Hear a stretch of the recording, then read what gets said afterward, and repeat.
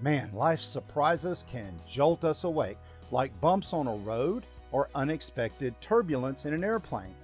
This Advent season, discover how Jesus invites us to prepare not with fear, but with compassion and hope.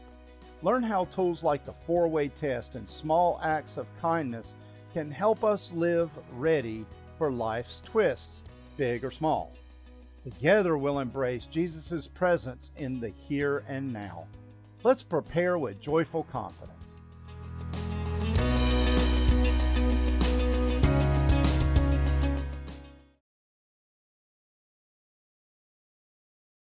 One early morning, I was driving a long, nearly 3-hour school bus route. It was a quiet ride most days, with kids stretched out across the seats, dozing off. That day, I followed the exact rules for crossing railroad tracks, flashing lights on, full stop, windows and doors open to listen for a train, then quickly crossing. But something unexpected happened. There was a big bump at the tracks. One of the kids who was lying in the back flew up like a rocket. He was startled and confused. From then on, all the kids sat up straighter whenever we came to the railroad tracks. They didn't want to be caught off guard again. The story reminds me of how life works sometimes. Things happen suddenly, like bumps in the road or turbulence on an airplane, and they can really catch us by surprise. Well, Jesus warned us about this in the gospel, to always be ready because the unexpected happens.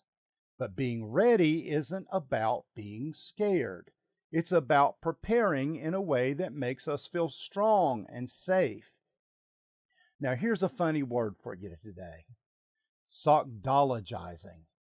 It sounds like a made-up word, right?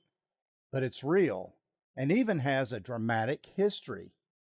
During a play Abraham Lincoln attended in 1865, a man named John Wilkes Booth used the audience's loud laughter at the word sockdologizing and the line it went with to hide the sound of his gunshot.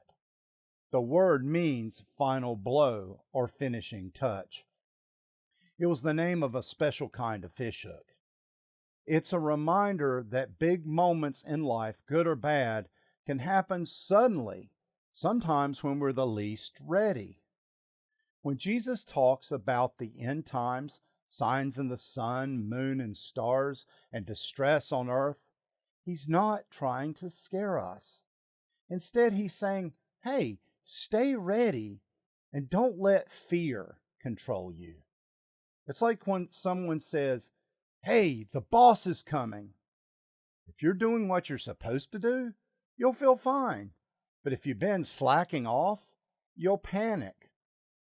Jesus invites us to live in a way that makes us feel confident when big moments come, whether they're unexpected or planned. Well, what does that look like? It's about compassion, caring for other people, especially those who might need extra help. Compassion means looking out for people, listening to them, and making them feel included.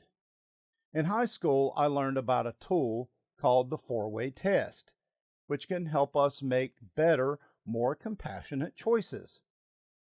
So ask all of these 4 questions about all that you say or do. 1, is it the truth?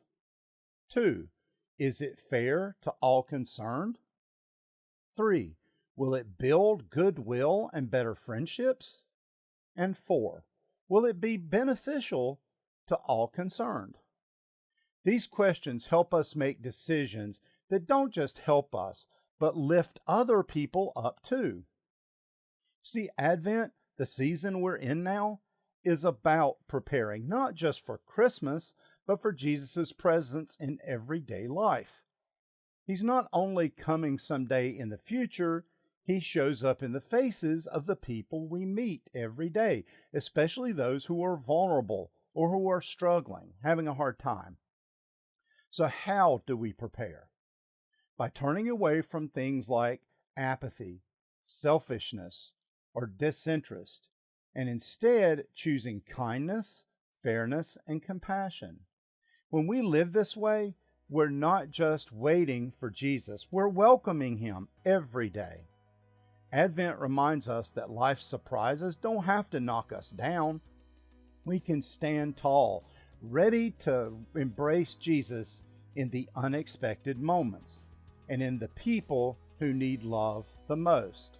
So let's prepare, not with fear, but with hope and joy, because his redemption is already working in this world. Amen.